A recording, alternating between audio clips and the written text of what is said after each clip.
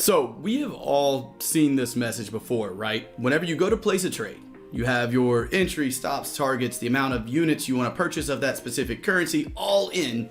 You click the button, buy or sell, and something pops up on your screen that says insufficient margin. This is a confusing message for a majority of traders because let's say you have a $1,000 account, you're trying to risk 100 bucks and you're like, I should be able to risk $100 on a $1,000 account, right?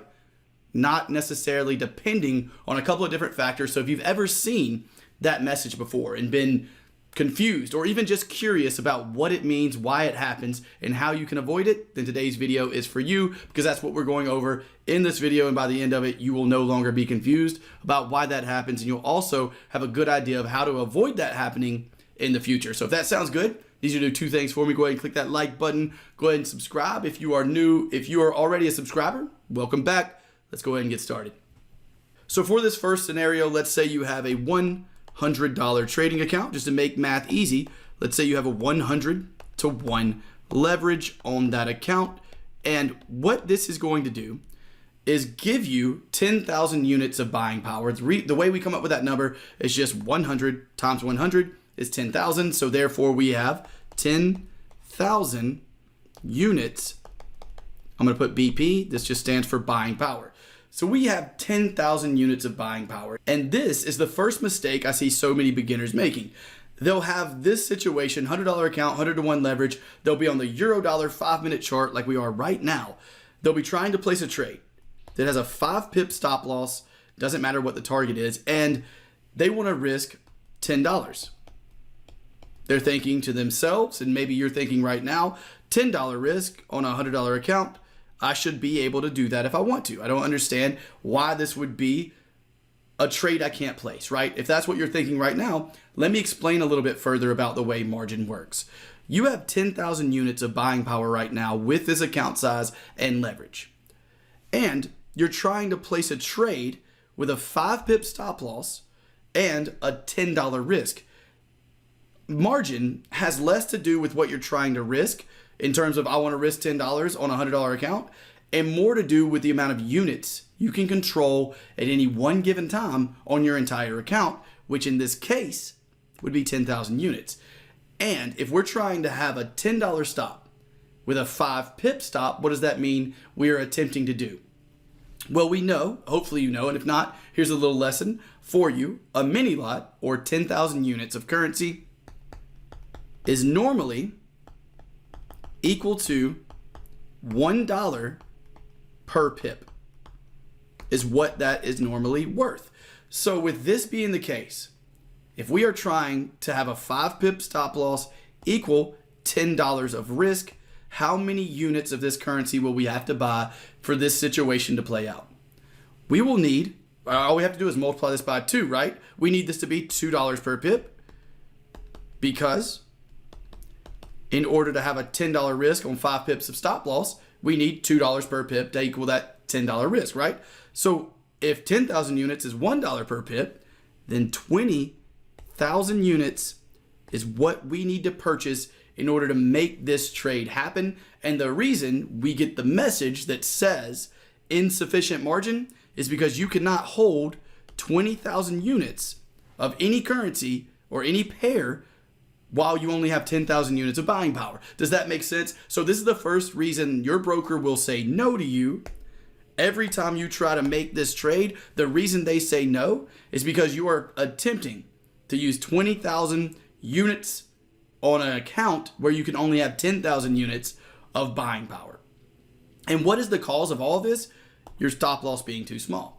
The reason you're having this situation is because you have too small of a stop loss and you're trying to risk too much money with that small stop loss. So let's talk about way number 2. That's the first way that you're going to get that message of insufficient funds, insufficient margin, whatever your brokerage calls it, is because you're trying to hold, whether your risk, remember our risk right now, we're trying to risk only $10. So in most beginners' heads, it makes sense that I should be able to risk $10 on a $100 account, but the other 2 steps are to find out how many units I have to hold in order for this $10 risk to exist. And in this case, that would be 20,000 units, which your brokerage will not allow if you can only have 10,000 units of buying power.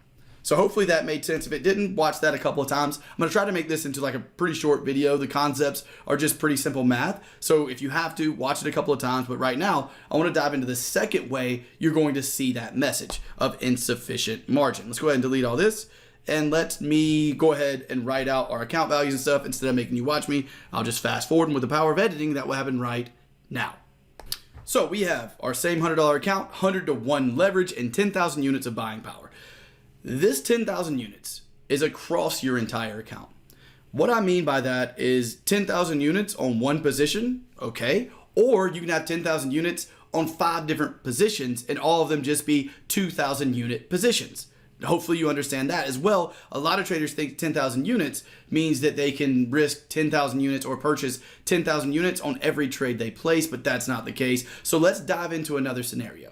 Let's say this time you are thinking like a semi-normal individual, and instead of risking 10% of your total account value, which is terrible risk management, you decide you're going to risk $2 on this specific trade, same 5 pip stop loss. So at this point, what do you need? Simple math comes into play again. I'm going to avoid that simple math for you, but all you have to do is divide 5 by your $2 per pip. And in order to get that, what we end up with is 40 cents per pip would give me a $2 stop loss, a $2 risk on a 5 pip stop loss. So 40 cents, what do I need in terms of the amount of units I need to purchase in order to equal 40 cents per pip? Well, a micro lot, which is 1,000 units of currency, is equal to 10 cents per pip on a majority of pairs. And this is a rough estimate. Some pairs are a little bit different. Don't worry about that right now. That's a whole nother video. But 1,000 units of currency, for the most part, most of the time, is equal to 10 cents per pip. So all that means is that we would need 4,000 units of currency to equal our 0.40 cents per pip, or to equal our 5 pip stop with a $2 risk, right? So everything should play out okay here. I should be able to place this trade, but what if you try to place this exact trade and you see that same message of insufficient margin? What does that mean? Well, that means the likely scenario is that you forgot you were in 2 other positions. Let's say one of them was the UJ or dollar yen. And on the dollar yen, you're currently in that trade with 5,000 units. You forgot about that. You're also in the GU with, let's say, 2,000 units is your position size.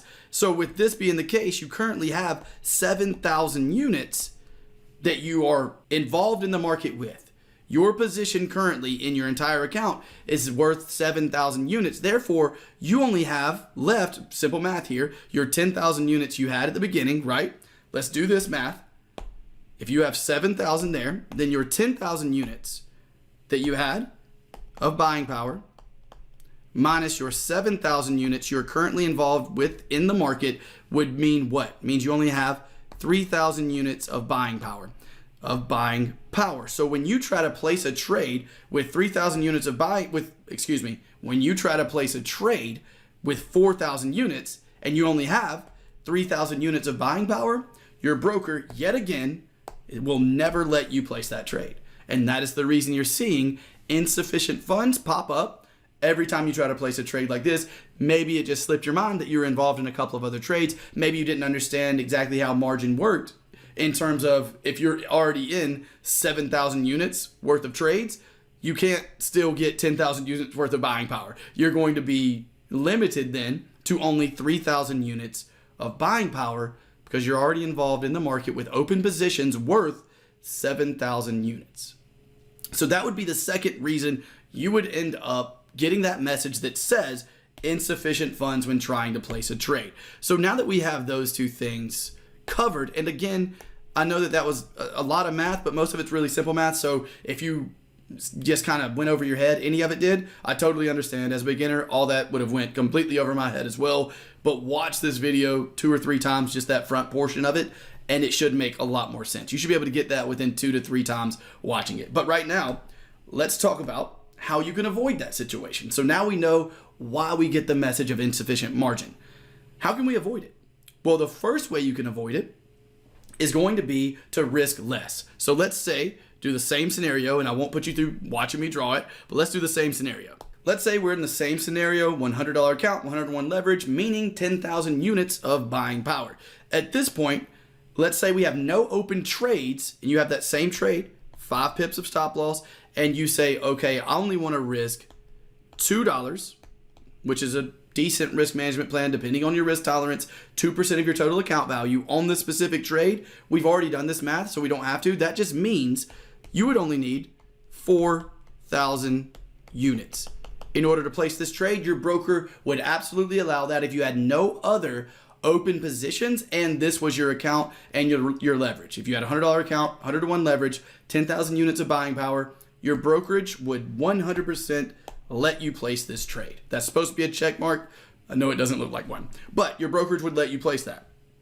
So that's the first way to avoid getting an insufficient fund is one, keep up with the amount of trades you already have in your account. If you're at 0, you obviously have your 10,000 units of buying power. So just be sure that the position size you're going to place on that trade is not higher than the buying power you have based on your account size and your leverage. The next way is to stop trying to trade a 5-minute chart if you don't even understand margin. This is something I see so many beginners do. It drives me crazy because I have fell into the trap myself. That's why it drives me crazy. I lost so much money doing this. I was so confused trying to trade tiny time frames, 5-minute chart, 1-minute chart when I first started because I didn't even understand margin.